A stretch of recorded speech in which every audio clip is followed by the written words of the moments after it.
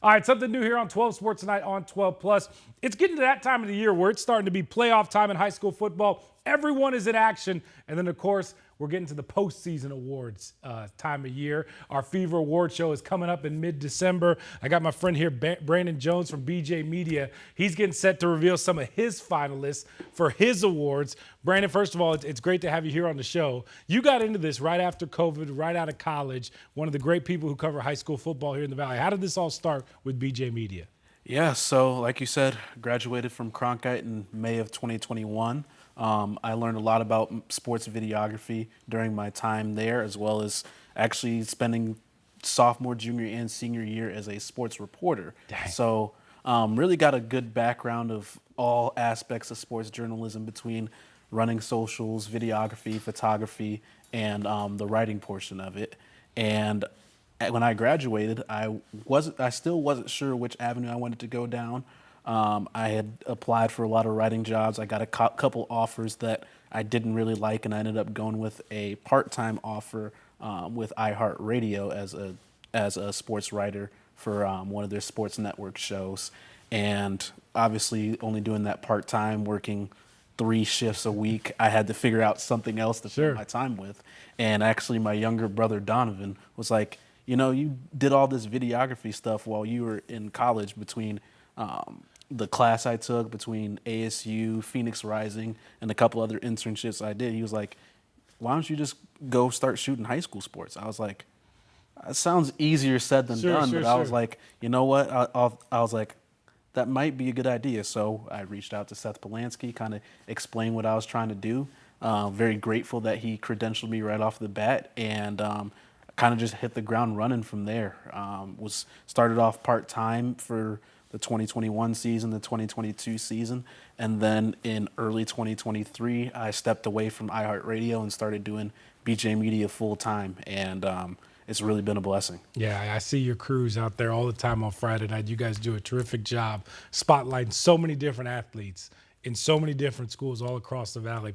It's pretty cool to see. And what you do, which I love too as well, you know, we've done this for, 36 years on the Fever, a Fever Award show at the end of the year, make our all Fever team. We got an Offensive Player of the Year, Coach of the Year, Defensive Player too as well. You got your own awards that you hand out at the end of the year, right? Yeah, so it's a laundry list of awards. Yeah, we got a lot of them. Started year one, I think it was like, I want to say about 10 awards, and then in 2023 expanded to add flag football, and that is really when the number of awards started to stockpile, went up to 25 last year. That's crazy. And then, 20, I think it was 20 in 2023 and then 25 last year. Yeah. And now this year we are at 30 as flag football's in its 3rd year with 96 teams. Tackle football, this is our 5th year covering tackle football. We actually expanded our coverage into Southern Arizona in 2024 and have really hit the ground running with that as well. And yeah, it's really been a blessing to have this award show every year and the support from the community to make it happen. Yeah, we are blessed to have you here in studio and help you announce some of the finalists. So enough yappity yap. We're gonna roll through these, all 30 of them, right here on 12 Sports Night on 12 Plus. So let's kick it off, Brandon. Just gonna have you go through them. I might weigh in with some opinions here and there. We're just gonna start going through. What's the first award? All right, let's start with the big ones. Right off the bat with the Offensive Player of the Year award. Last year, this was an award won by Desmond Roebuck, who is now starting for the Washington Huskies. So it's safe to say if you win this award, you're a pretty good football player. Sure, yeah. First up, we have Roy Oliver of Hamilton, their sophomore wide receiver. Will Menzel of Chandler, their junior quarterback. Damari Bryant of Millennium, their junior running back. Jack Scully of Hamilton, their sophomore quarterback. Blake Roscoff of Desert Edge, their junior quarterback. Darrell Little of Thunderbird, their sophomore wide receiver. And Donovan Dixon, the lone senior of this group, the Cactus Shadows quarterback, are our finalists for the Offensive Player of the Year award. With Defensive Player of the Year, we have Derek LeBlanc from Hamilton, their junior defensive end. Hudson Dunn of Liberty, their senior outside linebacker. Zeth Angel Thus, the senior strong safety from Liberty. Antonio Parra, the senior strong safety from Desert Edge. Cooper Cross, the senior linebacker from Buena. We have Dante Bruley, outside linebacker for Basha. And Michael Davis, junior DB for Desert Edge. And last and certainly not least, Van Merkley, senior linebacker from Combs. Hudson Dunn, our reigning Friday Night Fever Defensive Player of the Year. And reigning BJ Media Awards Defensive Player of the Year. So we'll see if he goes back-to-back. It hasn't been done yet. There we go. Special Teams Player of the Year. Bash's kicker, Mikey Barth, I believe he's a junior, is a finalist. Robert Bell, Cactus's kick returner. Braden Baker, Chaparral kicker. Evan Romero from Mesa. We have Francisco Orduno from Mountain Point. We have Jonathan Guy, Gilbert's kick returner. We have Mikey Cruz, Shadow Ridge's kick returner, punt returner. Palmer Podwicka from Horizon. We got Riley Carson. He is the kick returner, punt returner, kicker, and punter at Micah Mountain. And then to close it out, we have Ryder Noche of Brophy Prep. A lot of great awards to get to. Here's the rest of the finalists for tackle football.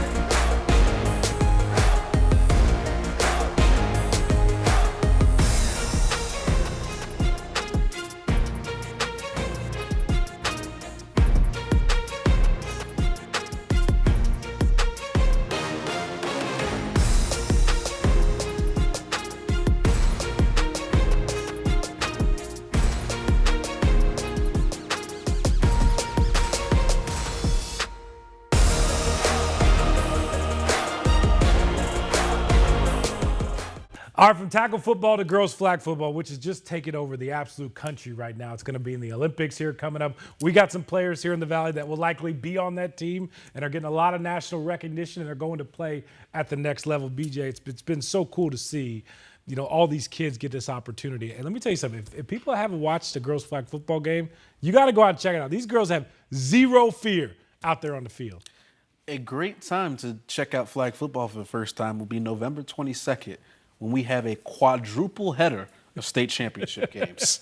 Doesn't get any better than that, right? Does not. All right, so BJ, let's go through some of the big awards for girls flag football. What you got at first? Offensive Player of the Year. We have Alexis Ely from Highland, Becky Currents, O'Connor wide receiver, Emma Fishback from Mountain View Mesa, Amani Campbell of Xavier Prep, Isabella Garcia, the lone freshman or one of two freshmen on this list, Gianna Bogan of Campo Verde, Kayla Tacker, someone we're used to seeing in these awards all the time, Malaysia Roebuck of Marana, Markiah Riley of Hamilton, Marley Phillips of Hamilton. You're not going to believe this when I say it. She has thrown for 91 touchdowns and 4 interceptions. And then the final Offensive Player of the Year finalist is Tierra Metcalf of Mountain View. How about Defensive Player of the Year, Brandon?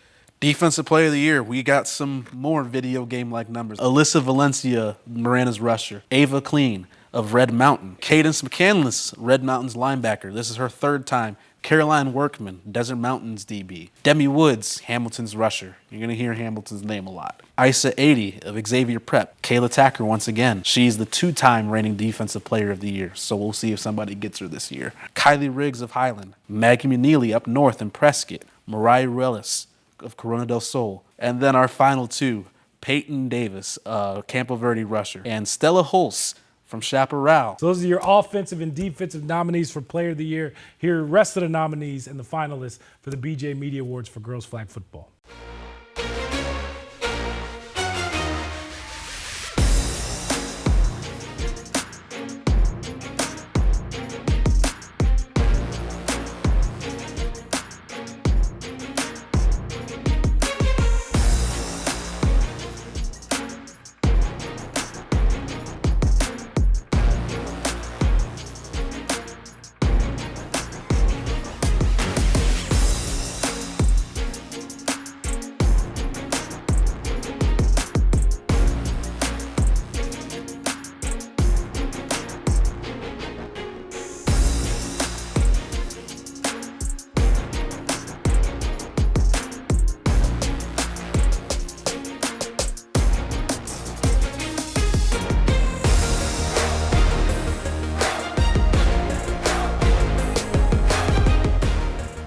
All right, so those are your finalists there for the BJ Media Awards for girls flag football. Brandon, where can people go vote? Because this is not, what is the award show? The awards show, still working on locking in the venue, but it will be the Wednesday after the state championships, more than likely from 6 to 7:30 or 8 p.m. That's right. And so people have until now and then to vote. How's the voting work?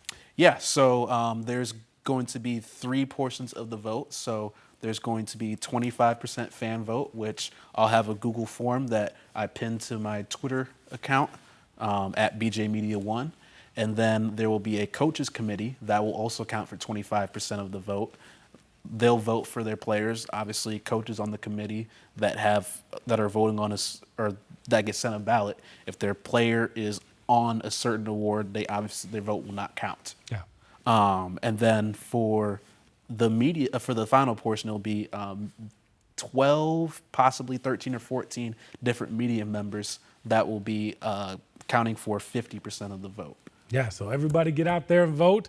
Make sure you check out what he has pinned to his social media account. BJ, just when you think about this year in high school football, what comes to mind as we wrap this up? It's been one of those years, right? It's really been one of those years. Sure.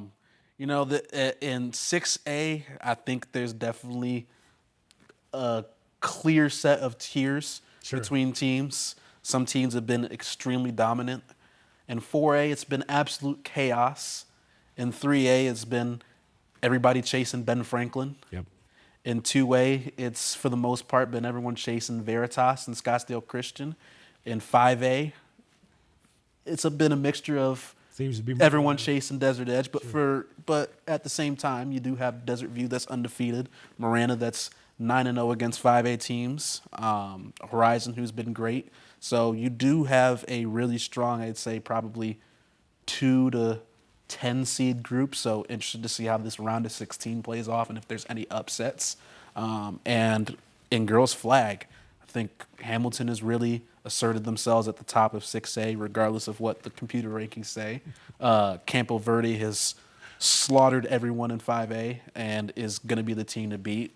And I think Casa Grande probably has the best chance to do so. And in 4A, it's really been all Prescott, but there's definitely some teams that will challenge them. And last but not least, in 3A, it's looking like a 50-50 toss-up between Scottsdale Christian and Heritage Academy Levine to come home with that 3A title. I'd be very shocked if it wasn't one of those two teams. How cool is that? We've had so many great teams, so many great players. Brandon, you do such a great job honoring so many, and I just think it's so cool. All the different awards categories that you have, all the players you have listed. So the voting is now open. BJ Media Awards, you can vote now until we get close to the award show right after state championship weekend, right? Yes, sir. Yeah, so the voting is open. They'll have different tiers throughout it. Make sure to follow his social media channels for more